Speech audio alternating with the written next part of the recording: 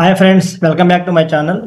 ఈ వీడియోలో మనము what is the difference between type of null and A type of undefined ఈ క్వశ్చన్ని డిస్కస్ చేద్దాము. మనకి ఇంటర్వ్యూ క్వశ్చన్స్లో ముఖ్యంగా భాగంగా ఈ type of null type of undefined మీద 100% క్వశ్చన్ అనేది మనకు అడగడం జరుగుతుందన్నమాట. అయితే దీని డెఫినేషన్ చూసినట్టయితే in JavaScript type of null returns object due to A legacy bug while type of undefined correctly returns undefined type. మనకి నల్ అనేది ఏంటంటే ఇది ఒక డేటా టైప్, మనం చెప్పుకున్నాము డేటా టైప్స్లో. అయితే ఈ నల్ అనేది ఈ టైప్ ఆఫ్ అనేది మనకి what is the type of null అని చెప్పేసి మనము టైప్ ఆఫ్ నల్ని మన ఆబ్జెక్ట్లో మనం దాని యొక్క టైప్ని కనుక్కోవడం చెక్ చేసినట్టయితే మనకి ఏమొస్తుందంటే ఇది ఆబ్జెక్ట్ టైప్ అని చెప్పేసి వస్తుంది అనమాట. ఇది డేటా టైప్ ఏది ఆబ్జెక్ట్ డేటా టైప్ అని చెప్పేసి వస్తుంది అనమాట. ఎందుకంటే అది జావాస్క్రిప్ట్లో వాళ్ళు జావాస్క్రిప్ట్ క్రియేట్ చేసినప్పుడే అలాగా మెన్షన్ చేయడం జరిగింది. ఎందుకంటే ఇప్పటికీ దాన్ని ఎవరు దానికి ఫిక్స్ అనేది అదొక బగ్ అన్నమాట. ఒక రకంగా జావాస్క్రిప్ట్లో ఎప్పటి నుంచో ఉన్న అది ఒక బగ్ అన్నమాట. దాని గురించి ఎవరు కూడా ఎక్కువ కాన్సన్ట్రేషన్ చేయలేదు. అయితే అన్డిఫైన్డ్ అనేది టైప్ ఇచ్చినట్టయితే అన్డిఫైన్డ్ ఒక type of undefined is returns undefined ఒక టైప్ అన్డిఫైన్డ్. మనకి అన్డిఫైన్డ్ అని చెప్పి డేటా టైప్ కూడా ఒకటి ఉంది. మనకి ఎరేస్ ఆబ్జెక్ట్స్ వీటితో పాటు అన్డిఫైన్డ్ కూడా ఒక డేటా టైప్ ఉందన్నమాట. అన్డిఫైన్డ్ దేనికి సంబంధించిన టైప్ అని చూసినట్టయితే అన్డిఫైన్డ్ అనే డేటా టైప్ సంబంధించినది అని చెప్పేసి ఇక్కడ మనకి జావాస్క్రిప్ట్ చెప్పడం జరుగుతుంది అనమాట.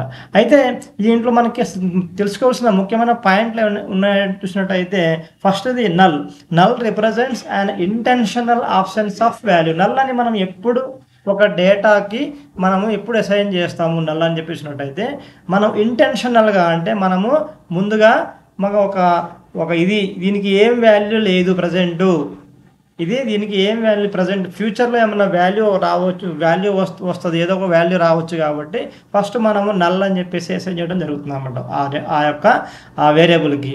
ఎందుకంటే ఇంటెన్షనల్గా మనం తప్పుగా కాదనమాట, మనం ఫస్ట్ అనుకునే మనము ఇంటెన్షనల్గా దీనికి నల్లని అసైన్ చేయడం జరుగుతుంది అనమాట ఆ యొక్క డేటాకి.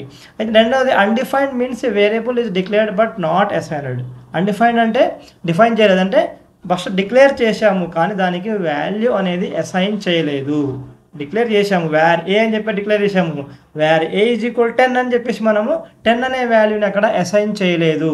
అందుకనే ఇది ఏంటంటే అన్డిఫైన్డ్ ఏంటంటే జస్ట్ మనము వేరియబుల్ని డిక్లేర్ చేయడం వరకే జరుగుతుంది అన్నమాట. అన్డిఫైన్డ్ అంటే అది దానికి వాల్యూ అసైన్ చేయకపోతే అది అన్డిఫైన్డ్ అని చెప్పేసి మనకు అర్థమవుతుంది. అందువల్ల మనము ఇది ఎన్నిసార్లు ఇప్పుడు మనము అంటే దానికి వాల్యూ అనేది తర్వాత రావచ్చు, లేకపోతే దానికి వాల్యూ తర్వాత మనం డైనమిక్గా రావచ్చు, లేకపోతే తర్వాత వాల్యూ మన తర్వాత స్టాటిక్ కూడా మనము ఇచ్చే అవకాశం ఉంటుంది. అంటే మనం 2-3 ఫంక్షన్లు ఉన్నప్పుడు ఒక ఫంక్షన్ లోపల ఇంకొక బ్లాక్స్ ఉన్నప్పుడు మనం నెక్స్ట్ బ్లాక్లో ఎప్పుడైనా సరే దానికి సంబంధించిన వాల్యూ అనేది రావచ్చు. అందుకని చెప్పేసి ముందు జస్ట్ మనం వేరియబుల్ డిక్లేర్ చేస్తాం తర్వాత వాల్యూని నెక్స్ట్ ఆ తర్వాత వేరే ఫంక్షన్లో అంటే ఆ ఫంక్షన్ లోపల వేరే బ్లాక్ లోపల మనం అసైన్ చేసే అవకాశం ఉంటుంది అన్నమాట.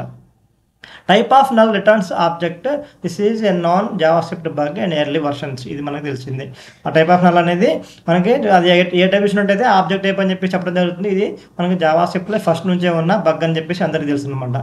Type of undefined correctly returns undefined. ఈ అన్డిఫైన్డ్ని రిటర్న్ చేస్తుంది. అన్డిఫైన్డ్ అనేది ఒక డేటా టైప్. మనకి అన్డిఫైన్డ్ అనేది ఒక డేటా టైప్. అన్డిఫైన్డ్ అనేది మనం డిక్లేర్ చేసాము ఒక వేరియబుల్, కానీ దానికి వాల్యూ అసైన్ చేయలేదు, అది అన్డిఫైన్డ్ ఏ టైప్ అంటే అన్డిఫైన్డ్ టైప్ అనమాట.